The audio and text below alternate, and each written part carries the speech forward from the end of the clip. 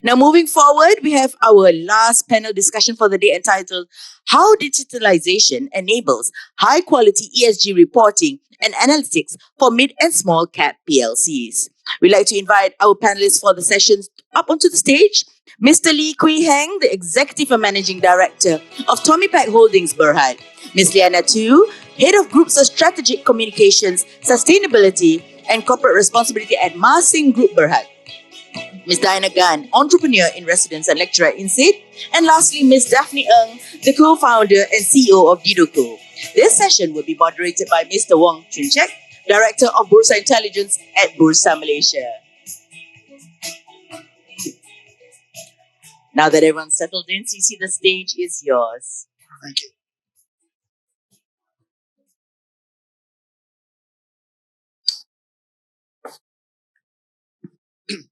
Good afternoon, everyone. Welcome back. So to kick this off, this session I think dovetails very nicely into what Chetna from Ernst & Young talked about just now, which is the solving how the data problems that you have. Maybe to set some context before we get into the discussion. First off, we have quite an eclectic group of individuals here. They are here because of their diverse experience, both in the corporate scene as well as some of their earlier experience within the technology sector or the technology startup, entrepreneurial sector. So I'll go into each of the background as I ask the question, but as to set the context for this session, maybe put it this way. This morning we have a session about the panel one talk about why the CSI platform, what is the CSI platform, what we are trying to achieve, not only from a business standpoint, but from an ecosystem standpoint, mobilizing the constituents that we have, including the banks, the corporates, as well as a lot of our partners that are collaborators in the room. The second session, then we zoom into the benefits of adopting ESG early and how do we use CSI platform as a means to unlock capital. Financing capital to finance your working capital, supply chain capital, and so on. We have a break. The third session, we talk about the standards. Basically, we want the audience to know in the Malaysia context, what are the key ESG standards that are relevant to you. And if you want to operate in Malaysia, you are part of the listing, you're part of the listing entity in Malaysia. These are the standards that you should pay attention to. Now that hopefully provides some clarity and zoom into what are the things, what are the standards, and what are the benefits that you get in the first session. So this session specifically, we want to talk about how. And when we talk about the end-to-end ecosystem, the value chain, right? You have the central reporting system, the CSI platform in the middle, where all the data will be ingested. You have then all the banking activities and all these financing activities that can be done and the downstream activities. But what we are trying to do today right now is really to talk about all the upstream activity, meaning for corporates, where do you get your data sources from? How do you store, manage, govern all these data points? And then how do you do your sustainable reporting prior, as in before it reaches the CSI platform? And the reason we want to focus on this is very simple. I think they are twofold. One, without high quality data in the central platform, in the CSI platform, whatever downstream experience doesn't matter anymore. Number two, if you look at the composite of the Malaysia economy, SME is a big part of the supply chain. And if you look at the listed entities, exporting industrial manufacturing sectors are huge. So there will be a lot of opportunities, a lot of challenges that the companies will need to undertake to overcome this problem. And before I start, just a couple of statistics, right? The Digital for Financing Forum today aims to look at a combination of the head of sustainability and their team, CFOs and their team, chief technology or chief information officers and their team, because to execute this requires everyone to step out from their comfort zone.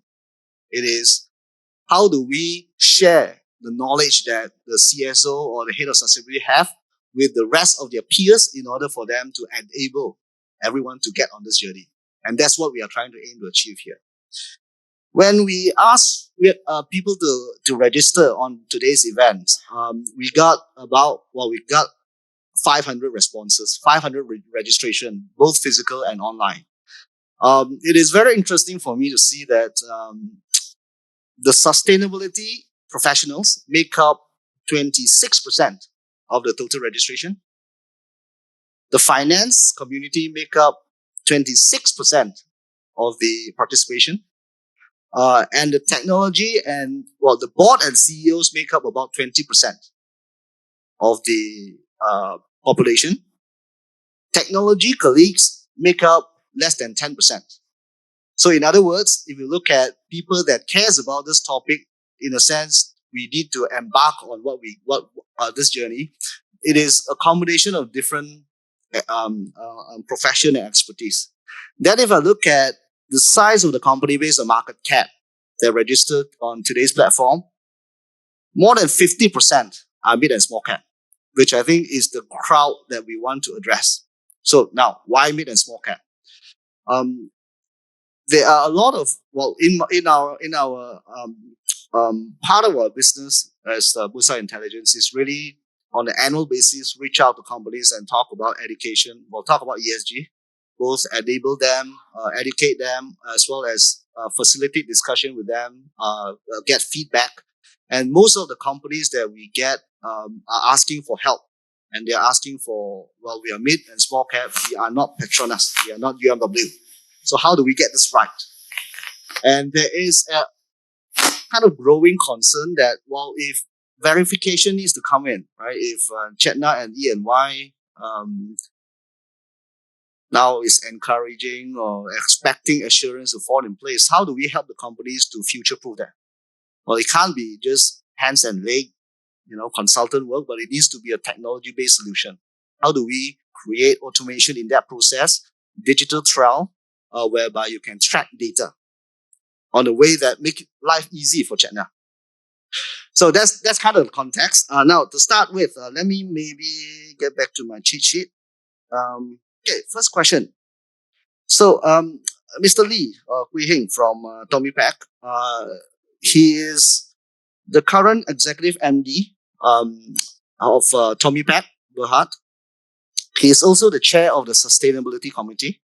In his previous life, he works for a technology company in Asia Pac and subsequently in Southeast Asia, leading the software and analytics and AI business.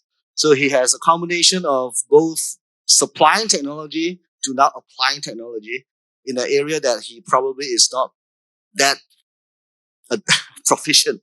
Now, to start with, as a business owner or as an executive, right? Maybe can you describe the journey in terms of you undertake sustainability? How does a company with a small cap company with a big export aspiration and segment of the business, how do you undertake this? What did you learn? What are the probably learning points? What are the vision and challenges that you face today? Okay, thank you, CC, and good afternoon, everyone. So it is pretty ironic if you hear what CC have mentioned, right? For the past many years, right, I've been helping enterprises, corporates to go into automation, right, to go into AI, to embrace all those technology, and somehow, just a mere 2 years, I've been landed into a company that I've got to implement it, right? So I got to implement this. Someone put me here to make sure that whatever I've been pitching for the last 20 years is something that you got to do it right now. So, yes, it is indeed a very interesting journey, right? For me, like what many of the panelists has actually mentioned early in the morning, right? It is about a journey. And coming to Tommy Pack with a very, very different culture, right? Because it is a manufacturing culture, right? I'm not saying that it's right or it's wrong. It is a manufacturing culture. IT technology has never been in their mind. So a lot of things are very, very manual. So from the experience I have, right, of course, you can have a lot of wonderful technology, but if you don't have the culture, right, for people to use it, it will be a white elephant. So the journey for me is to start to embrace the technology rather than replace it with the technology. I think that is very important to me, right? And that's one thing. The second part that I look at is how to actually help the employees, right, to realize the efficiency of using the technology to do our daily work, right? Especially come to ESG, there are a lot of reportings, right? A lot of data capturing. And the biggest challenge, right, CC, I'm seeing here is that you talk about this session is about how. It is really a very challenging one because Tommy Pack has a lot of data. It's everywhere, right? It can be in the spreadsheet, it can be manual, it can be in our ERP system, but it's all very disintegrated. So how am I going to ensure that the data that I collect, that I can use it and being sanitize it, and then so that I can do a proper reporting, right? So I actually broken into three phases, like what I mentioned is the key one that I'm facing right now. There are a lot of challenges, like what you say, but the challenges actually give me a lot of opportunities as well. Right? The challenges is how am I going to get all my data from all the different sources, right? And with the accuracy of the data. And that is also giving me the opportunity of how I can transform the company into automation so that it will be the more forward thinking and advanced organization compared to my peer. And with the industry I'm in, embrace ESG is something that will give me the competitive advantage, right? From the business side, from the reputation, as well as the business for growth, right? So that's what I have. Thank you. Thanks. So I think it's interesting to the ESG as a means, as a way to transform culture, get that competitive edge.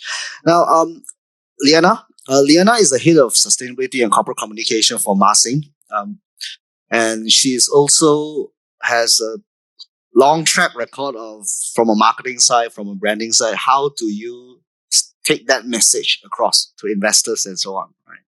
So maybe Liana, from your angle, right? You're in the construction sector. It is a very tricky sector in terms of ESG. How do you? What are the challenges that you face, especially in the greenwashing and all those different noise, and how do you manage that from a IR perspective, or from a messaging perspective, as well as from a supply chain perspective? How do you execute it? You have people, things like Bursa, banks, you have now all the digital technology. How do you implement that through your supply chain? Okay, so we start with compliance. Compliance above all else first, because that's the stick, right? Maybe that was a wrong start. Okay, maybe we start with talking about how difficult it is to get data. I need to get my mic first before you get data. Okay, but seriously, because for construction, we are property developer. We have a very small construction arm, but a lot of our construction work is done by external contractors. So then that comes a problem in data collection, because different sites, different contractors, different suppliers, different departments, they all give us different information, different calculation system. And where do we track that? We track that manually using Excel sheets or using OneDrive to store it. So we foresee that may cause a problem when eventually we have to do data assurance. So before we get into trouble for that, we want to prepare ourselves, which is why we were very grateful that we were given the opportunity to come to this platform and be part of CSI, because eventually we want to automate our data. But before we do that, it would be really, really wonderful if one day I wake up and I don't have to do this data entry manually, and I don't have to look things up manually, look for a dashboard here, look for a dashboard there. Everything is just on one platform. And the best thing is other people can see it too. Because data, data owners, the sustainability team, maybe the board of directors, maybe the very senior management team, they have access to this. But the general, everybody else, the line, they don't access it because to them it's not their business as usual. They don't have their nose in the game, right? So if we put it as we are able to use a platform and everybody can put in data in a more systematic manner that can be accessed by everybody, then I think it will make the journey easier. And that is why, from our perspective, we will start with, you're talking about our supply chain, we will start with our listed suppliers because they also have to do their disclosures. And we will work with our non-listed suppliers because beyond looking at just what we do, we have to take care of the whole ecosystem. Just to add on one point to what Liana just mentioned, so we look at the industry by verticals, right? So we started the first early adopter group, which is we started with the automobile industry vertical, which is the UMW. Then we went to the largest one, which is oil and gas. Now, there are a couple of other verticals that we are now in discussion with. One is construction. The other one is plantation. There's one, a large logistic ones. And the banks are also coming forward to say it is a platform for us to design some of the programs to help these corporates. Now, one of the things that we realize is that there is a 6 degree of separation between the companies. So if you are part of a supply chain, so for example, UMW is a supplier to Petronas. So it's not a surprise, right? You probably find it surprising that Petronas is also a supplier to UMW. And there are companies that we are talking with, listed companies, mid, small size, which is part of maybe Marsing's supplier, which are also suppliers to Petronas or UMW. And a lot of them share the same banks. So if you look at the verticals, the 5 verticals I talk about is almost cover, most of the market that have a skin in the game in this ESG journey. Now with that, let me go to maybe Diana. Hi Diana, you're looking for a mic. So Diana is currently the board of director for one of the listed company, small cap as well. She also has a role to play with INSEAD in Singapore as the entrepreneur in residence, right? And where she mentors startup. She's worked with a lot of entrepreneur within the region, a lot around the education technology space.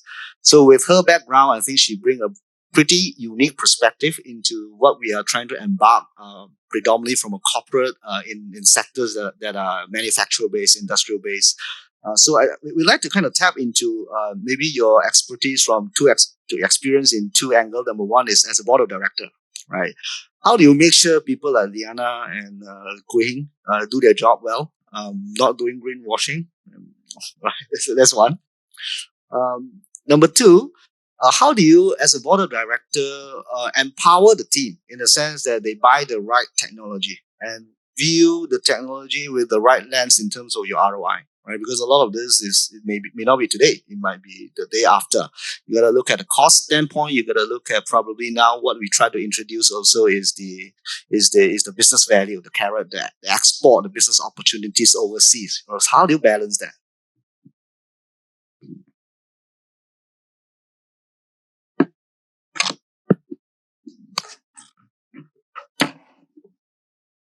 Hello. Thanks, CC. Okay, so from a board member perspective, the very first thing to do is to put the agenda in the board meeting. Make it a board agenda. That's the first thing to do.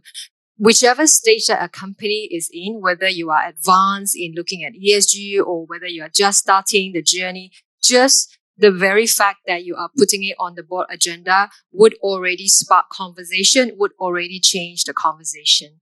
Now, every company's journey is different. The board makeup is also different. You have people from different expertise, and some board members may require a little bit more education, whilst others will have to continue to have those education.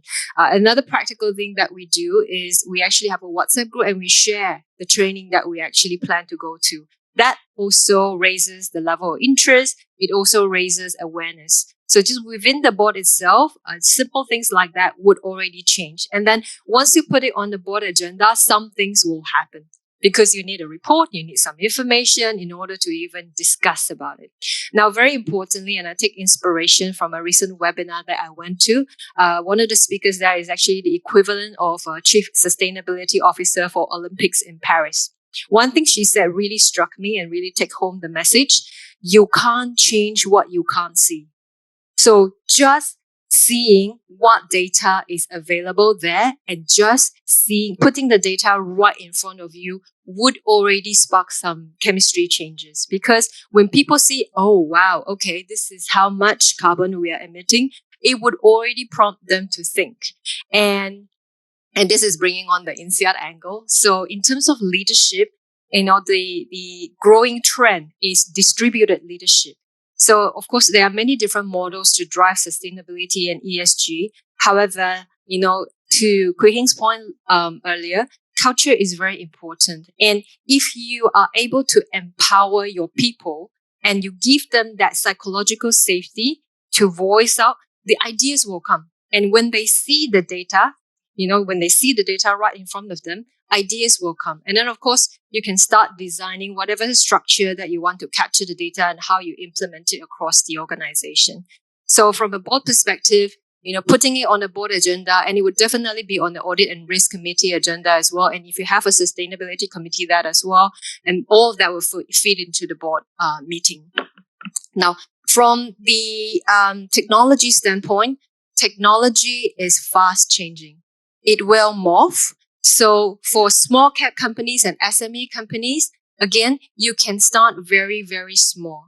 The very first step is to come to some form of education, go to conferences, come to, meetings like this today, just to understand what is out there in the market.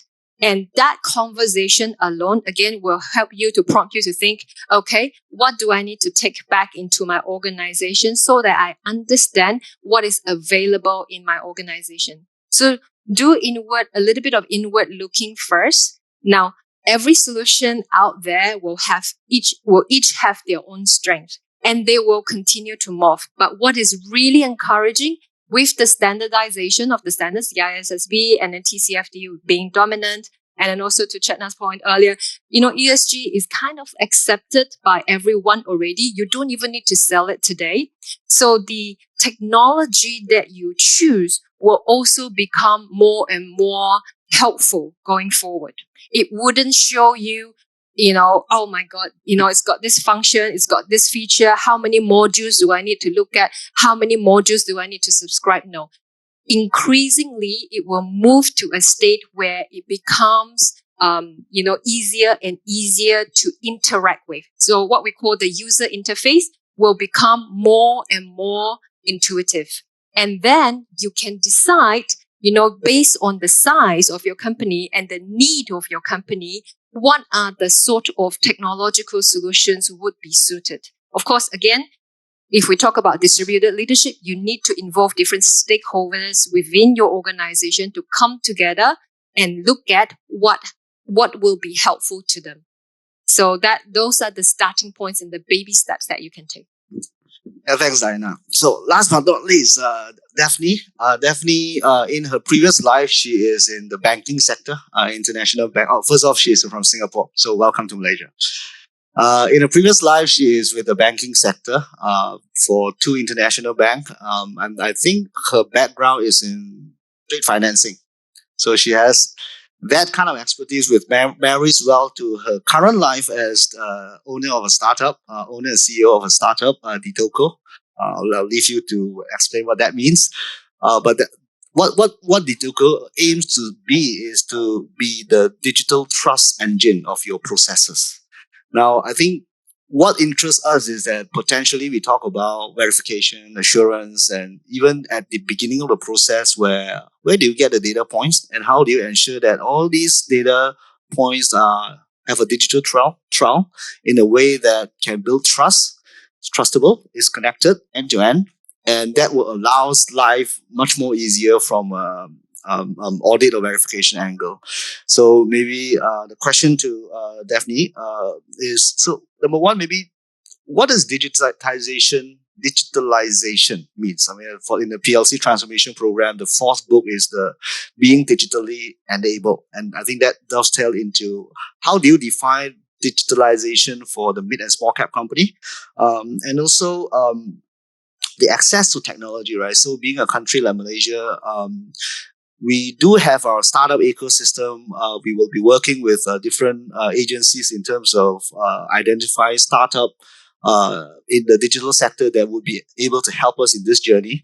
But across the region and in Singapore, for example, what is that perspective that you can bring? Yeah, thanks for having me. So I think you were mentioning about the profile of attendees virtually and physically today. So I think I represent the 10% technology segment serving the 90% of all of you here. Importantly, I'm representing Didoko Sederan Berhad today. And also important for me to also talk a bit about how do we demystify the idea of technology being difficult or complex. So running a technology company myself, I'm not engineering trained. I'm not a computer engineer graduate. So my job is really to make technology simple for our companies to adopt and making sure that it's optimized for their processes. You don't want to buy 100% of a machine, but only using 10% of it, right? You want to buy a machine that you use 90% of it. So I think the first step towards having a bite-sized technology is to make it modular. So that's what we're doing. To your question about ESG initiatives in the region, definitely the region, we are very advanced and very forward-looking into that. From Singapore perspective, we work mainly with the public sector and the banking sector, not just ESG specific, but a lot on digitalization, because that's where we start. And if I could summarize a bit from the three segments today and today's panel, I could actually summarize in 4 M's in terms of how do we potentially look at it for our small and mid-cap companies. So the first M I think is very important is mandate. Having the right mandates, not just from the regulatory perspective, mandate from the business owners, the CEOs and the boards. With that mandate, it makes it easier because everyone knows, okay, what's in it for me. The previous panelist was mentioning about how do we tie compensation, to ESG efforts. I think that's interesting, right? The second M would be motivation. So that leads to motivation. Recently, I was traveling, speaking to one of the banks in Southeast Asia. So they wanted to digitalize a lot of the paper process. So their step-by-step kind of progress is because the bank staff need to actually print paper. So they will need to put their bank card just to print the paper. So you can actually track, how much paper you use. So no staff for that month wants to be like the best user of the photocopying machine. Similarly, digitalization efforts can motivate positively, right? So, for example, things like like one of our signing software has a paper tracker. So you want to actually track how much papers did I saved because I digitally sent a document to my supplier for signing instead of couriering it to him. How many papers do I accumulate within the year? How many trees did I save? So really making it like everyone's business, but making it so simple for everyone to understand that, I can play a part in it, not just the board. So that's the second M, motivation. Third, measure. How do I measure it? So I think the movement towards like a ESG initiatives, we're talking about anchor players like Petronas, UMW in the first segment today. We're talking about Queen Bees setting the stage. Then it would definitely hit on the entire value chain at some point from upstream to downstream. So how do you as a supplier or an end customer of a Queen Bee is able to show that measurement? When you say that you are compliant, how do you show compliance in that measurement? So all this starts with digitalization. If you are able to digitalize, for example, a workflow process, a very simple workflow process, just to show, who did what when, who approved it, who checked it, and who signed it off. So that's the measurement that could be very useful in terms of ESG initiatives. And then last but not least, the fourth one, the M that every one of us are very familiar with, which is money, right? Money in terms of access to finance, right? How can data surrounding a smaller supplier be able to give more assured trust to, let's say, a financier or a bank in terms of providing an unsecured credit line or a upstream supplier financing, to a smaller SME with all these aggregated data, because the financer knows the different banking relationships, the trading relationships that you have with your suppliers and customers. They're able to assess, your performance risk, whether any invoices were defaulted, whether any late payments because of failure of your performance. So all these data are interrelated. So that is an interesting perspective in terms of access to money, as well as access to more business if you want to be really competitive to show your ESG efforts. So yeah, I think I could summarize in these 4 M's. Yeah. Thanks, Daphne. So let me circle back to Gui Hing. So I think let's get a bit more granular, if we can. So just now you talk about the 3 steps, right? Which is prior to do your ESG or sustainable reporting in the CSR platform. There are 3 steps, 3 major steps. Can you maybe provide some color into what are those? And maybe then zoom into where you see the major challenges is, right? I think technology is one piece, culture is one piece you talk about. So in that context, what are the challenges that you see, and how potentially you can, kind of describe that to the audience? Okay. Right. Thanks, CC. Okay, so I think if you look at from Tommy Pan angle, right, like what I've mentioned earlier, is about the first step that what I'm seeing a lot of challenges is, again, data collection, right? The data collection part is where we are putting a lot of effort, right, to ensure that we get all the data from different sources, right? Some of the data is in my ERP, some of the data is in my spreadsheet. In fact, some of the data I have started to put in some of the IoT, right, to actually collect it from the sensor, right? And so you have many different form of structure, many different form of data entry. So that is a part that I think the most challenging for, I would presume, for a lot of PLCs, right? Because it's everywhere. While you are doing that, right, for the data collections, I take the opportunity to ensure that we will take this opportunity to optimize the business processes, right? How can we make it more efficient, right? And with that, right, we also take the opportunity to actually sanitize and cleanse some of those data that are not needed and some of the data that are needed. So this particular exercise, we are still doing it as an organization. There are a lot of things that we are doing because that will form the next step in terms of how we're creating a data hub where the data integrations, the analysis part will be residing in our data hub, right? Because once we have the data hub, a clean one with all the integration and analysis, then we move on to the reporting to align to the BUSA reporting format and so forth. So as of now, right, with the 3 steps that I share with you, we are focusing a lot on the first step, which is the data collections and the cleaning and also the sanitization of the data. Okay. The second point that you asked is what are the challenges? Like what I've mentioned, right? There are a lot of challenges. And in fact, there are also a lot of opportunities for me as an MD to transform the organization, right? To change the mindset. And I have actually implemented some automation, right?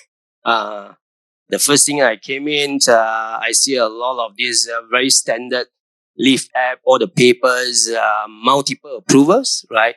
I actually implemented it with automation. So all my claims, all the Leaf applications is all in the mobile. And it also helped in terms of tracking, right? So these are the baby steps that we look at. And the challenges, of course, is always the people, right? I'm the chair for the sustainability committee. I form a sustainability committee with all those key people. But is that enough as an organization? Because I believe when we talk about sustainability, it has to be from inside out rather than outside in. What I meant by that is that every individual in my organization should have that kind of sustainability DNA in there, irregards how extensive or how minimum. You must have the understanding, right? Having awareness in the organization is good, but understanding and willingly to be part of it is very important for us to drive this as a journey. So that will be the most challenging one, which I'm still driving the culture and the DNA in this organization. Thank you. Yeah, thanks. I think if you look at from data source identification of data, um, automating data, all the way up to from a value chain standpoint, end to end. How do we make it seamless, automated, uh, tr- trusted? From an end-to-end standpoint, from where I think Tommy Pack's experience is that there are different pieces to it. And based on maybe Liana or Diana's or even Daphne point of view, right? Are there one single solution that can solve the end to end, or it seems to be currently there are different type of solution out there that solve pieces of it. We may or may not be able to understand. At the end of the day, is it a one size fit all problem? I mean, there will be people who are the Petronas and ULW people that have and have nots, and how do we find a model that can scale it across to the mid and small size is one question. But where is the as is right now from an industry standpoint in terms of solutioning? Now, one of the examples that I can quote, maybe taking from Gui Hing's point, is that you start by the data sources, whether it's how do you collect your electricity bill across the 5 plants that have maybe 30 different meters in a way that is automated and be able to link them together and then be able to track it and make it audit ready. All the way up to the management of it, the visualization of it, the ability to provide decision makers within the organization the right data points or analysis for decision making, all the way up to allowing your service provider, your advisors, your HR, IR, finance team to make that sustainability reporting journey. So what is the long-term solution? Right now, we are focusing very much about, we're asking the PLCs to disclose what are the solutions and how to make it easier for the PLC. There would then be a longer-term question asked around how do we make it easy then for the regulators and policy makers around Malaysia, right? The central bank, the Securities Commission, Bursa Malaysia. What are the standards? There is, for example, a movement seemingly towards XBRL as a solution in the European, starting with the US. Malaysia, I think there are some form of XBRL reporting, particularly around the fund side of the reporting. But is there a solution right for our market or not? We don't know, right? But it's really in this context that maybe any one of you can kind of provide your perspective to this dilemma that we are facing. Okay, maybe I just share a bit of our experience in some projects that we are doing now. So the main challenge for a lot of, there are two main challenges of current systems and workflows. One challenge is a single workflow, for example, let's say, for example, an insurance process, for example, financial service process from an end-to-end perspective is actually being encapsulated across different systems and different processes. There is a mix of online and offline. So there is a mix of manual verification checks and online systems that do not talk to each other. For example, from origination to a claims process, for example. So then the challenge becomes, how do I actually, at any point in time in real time, have the 100% confidence when I have a dispute or when I have a work process come up and I need to actually, defend it or clarify it, and can I do it in real time? So that's the first challenge that we see so far in our projects. Second challenge is that while it's easy to maintain the integrity if you are part of an existing system, it's very hard to verify trust when the records leave an existing system, especially if we are not a party to it. So for example, let's say if I'm a big four and I want to audit a process, but I'm not part of a company system, right? I will actually need to ask you for a copy of your email and a copy of the attached document and the correspondence just to maybe clarify a procurement process because I'm not part of it. right? So that is the two challenges. One is siloed systems that do not talk to each other, and plus a mix of manual verification. Second challenge is for records that leave the system.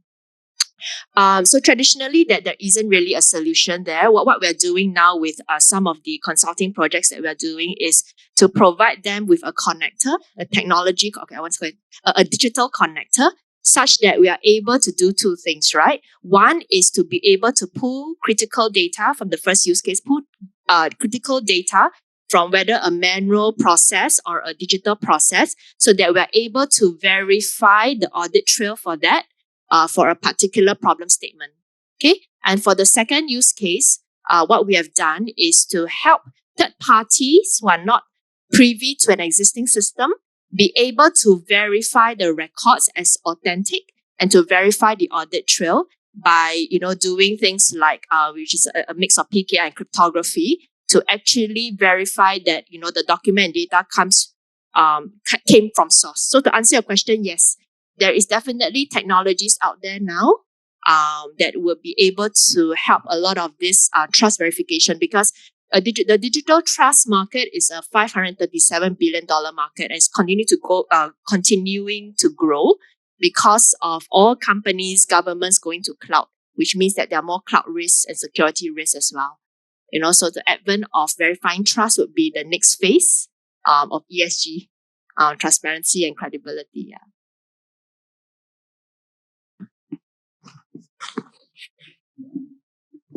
I think in terms of systems, for us, we are not very big to have a lot of very sophisticated platforms. Yet we are not small enough that, I call across the room, somebody can hear me. So we do have in place some systems and processes that we are trying to automate further. So for example, if previously, if I want to sell a unit, I'm a salesperson, I want to sell a unit, I have to go back and check on the chart, is this available? Now I just look at my site and immediately book. So the other parties will know that this unit is no longer available. Or when I take vacant possession of a house, for example, it is a digital process. So no longer a list of issues this take, then you don't know where the paper goes to, where the document leave, right? So everything is digitized. So these kind of things, because it is business process enhancement, the management will buy into it very fast. But when it comes to sustainability reporting, there is no immediate savings or benefits or returns. So maybe it will not be so on the forefront of management spending at the moment. Is that very diplomatic? Okay, so in this case, then what do we do? So we do want to move from Excels and OneDrive, not to say that they're bad, but we need to move on from there. So if this is a system that Busa can provide, definitely we are onto it, because we have been, before CC talked to me, we have been very actively looking at a few platforms. We were looking at maybe 3 or 4 platforms. But then he told me, coming lah, don't be so kanchong, just wait for it. So we waited. And I'm glad we waited, because it will mean that we do not have to duplicate a lot of our efforts. So if I can enter data, of course, just now I said I would prefer not to enter data, but if I have to enter data, I would like to enter it once. Enter it once, and then the regulators can see it, the investment banks can see it, the analysts can see it. You don't know how many surveys that we have been asked to fill out, all in different formats from all the research houses, which all use different ESG scoring systems. So if they have a single source of truth platform, then maybe our life will be easier as well, because they don't need to ask us for all this information. Because we're very rugged, we don't ask them to look at our sustainability report. We fill in the form for them. Really. Yeah, thanks. I think maybe I'll zoom into Diana from a different angle, right? Because I think we talk about the hard part, which is the system part of the hardware side of things. Probably let's zoom into maybe the soft side of things. I think we probably 2 angles. One is, I think there probably are a lot of companies that are probably not based in KL or the cities, whereby they say, okay, how do I start? I need to have access, well, not only technology, but the training and the education awareness for me to get there and know where do I start? What are the forums? Where are the places I can go to? Which I think you talk about, in your WhatsApp group, right? What are the key learnings there? How do people get started? Yep.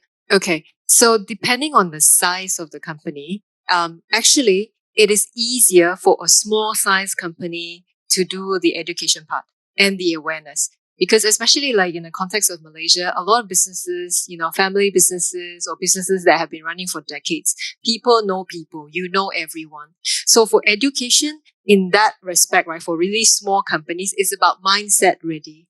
Now for mindset ready, a quick tip here, FOMO always works. So you talk a lot about the benefits of ESG and all that. Nothing beats, hey, the competitor already signed up. They already, see all these benefits. We have to move. So FOMO always works as a quick tip. Of course, you still have to channel the benefits and why we're doing this. And this is where the world is heading. If we want to raise financing, this is what we're going to do. All of that, you need to do that as well. But for small company, it's actually much easier and it works better top down. Because if the CEO and the big boss say so, okay, we follow, right? Even if they don't know very well, even if they are not quite sure if they follow, it's almost like educating a child. You give them, and this is what a very famous tennis coach, Patrick Moratoglu, once said. He would teach the kids a very tricky service technique, and the kid might not be able to execute it, but you show him the stretch goal. You show him how it is done, and over time, they will click. So, that's another technique that you can deploy. Now, for larger companies where you have, branches in many different parts of the world or many different parts of Malaysia, and you have people at varying levels of, educational level or awareness level, then you need to then design a program and start with really bite-sized information. And out of ESG, the S part is easier to educate. Don't try to educate a whole lot. Start with what they understand and what is relatable to them. And for rural folks, if you talk about community, they understand. If you talk about, taking care of family, taking care of children, they understand. Equal work opportunity, they understand. Health and safety, they understand. And then you start from there. And then again, you can plant ESG somewhere. And then after a while, ESG, I know, I've seen it before. Right? Then you can start rolling out more and more. Then, of course, as you go further higher level up, for managerial levels, you need to create the incentive system. Once you've created the incentive system, people will be more willing to learn. And you can start very small as well in the incentive system. Perhaps some educational perks, perhaps a small part of their bonus that is tied to that. But you start very, very small. And then you start to grow awareness. And when you create that arena for people to talk about it, that's when it will start to snowball. Thank you.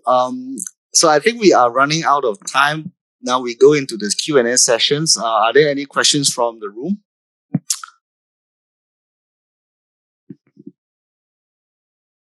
Any questions on Zoom?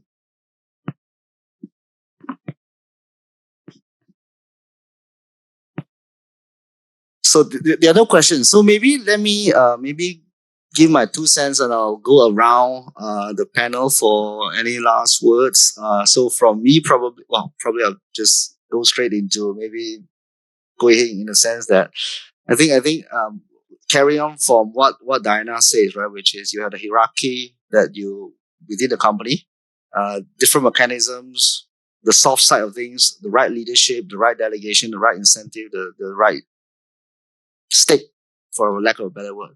So how do you view that, and what are the advice you can give to some of your peers in terms of getting started on a journey? I think what Dana has mentioned about the board being 100%, right? Actually, we started our board with the sustainability measurement, right? So there's the first start. And from the management side, right, beside the incentive, right, we are putting on all the KPI, sustainability KPI for each of the key executive.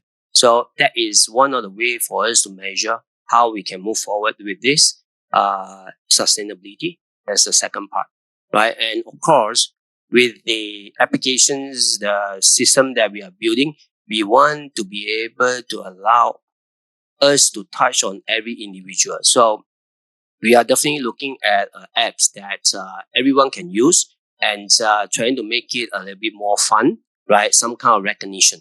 So this will be driven all from the organization, from all the leadership side. So my only suggestion or advice is, it's not yesterday or it's not tomorrow. It is today that you got to start now. So that's what I will share with the rest. Thank you.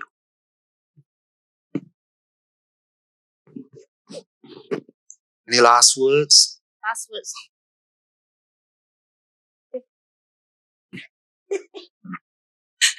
Well, I spoke a lot just now. Definitely want to.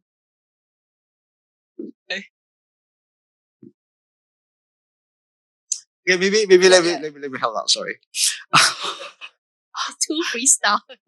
So sorry, maybe Diana, right? So as people leave this room today, they leave this hall today, what are the things that you think that they can take away in a way that they go out and say, oh, this is something I can do, either themselves, the team, or someone that, yeah. Thank you. Yes, very, very practical and very, very useful. Bursa's website has a series of toolkits. They are actually very, very good. And they actually teach you step by step where you should start, starting from who to engage with, who are your stakeholders. So, to be honest, I actually did a refresher before today and I found, actually this is very useful. So it's freely available on the website and it's very useful. And just a small tip also, there is one document that is very long. You can skip that first and then come back to that the last, but you go to the toolkit straight because even the Excel files, you just need to input the percentages and the number, it will calculate the graph for you already. Boom, done. So that's your first step. So I think that would be one takeaway for everyone. Right, thank you. I think for us is don't wait until it becomes mandatory because time passes very fast. I remember when we first started, it was just a suggestion. It was just a suggestion, just a statement, 2-page statement, everything. But now suddenly so many acronyms, so many numbers, so many standards. It's scary. It will be even scarier if you wait until the last day. So don't wait. Yeah. Okay, I'll give a concluding one. Yeah, so actually I do agree with I think was Neil today's segment. He was mentioning about how coordinated in Malaysia, I mean with Bursa leading it, having and great that we are in a country where you have supply chain source, the manufacturers, the natural resource, and you could actually really grow the ecosystem and improve that ESG initiative in the country. So I really, I think my main takeaway, at least from an attendee as well, is the idea of inclusive growth. That is not just for the big PLCs, but it's also for the mid and small cap ones, and also with an eye on regional collaborations, for example, with LSEC, which is so important as a motivation or as a purpose of why we're doing this. Yeah, thanks, Stephanie. Let me conclude by making one comment. I think the CSR platform, it serves as a central repository, hopefully be a single source of truth whereby multiple parties can use. Having said that, we need an inclusive, innovative, vibrant ecosystem supported by both upstream and downstream activities. It could be working with different service provider, consultants, education, policymakers, platform players that integrate all the different data source. The more the merrier. There will be different people cater for different groups of use. For example, by sectors, right? For example, by profession. There will be different type of players within the ecosystem. We do look forward to work with everybody to identify and be able to help Bursa, the listed company, their suppliers, and by virtue of that, helping the nation to say, how do we bring everyone along the journey through the activities that we go through. With that, I also want to thank the panels here. Thank you so much. As well as our partners, collaborators, LSEC, CMB, and all the rest that join us today. So with that,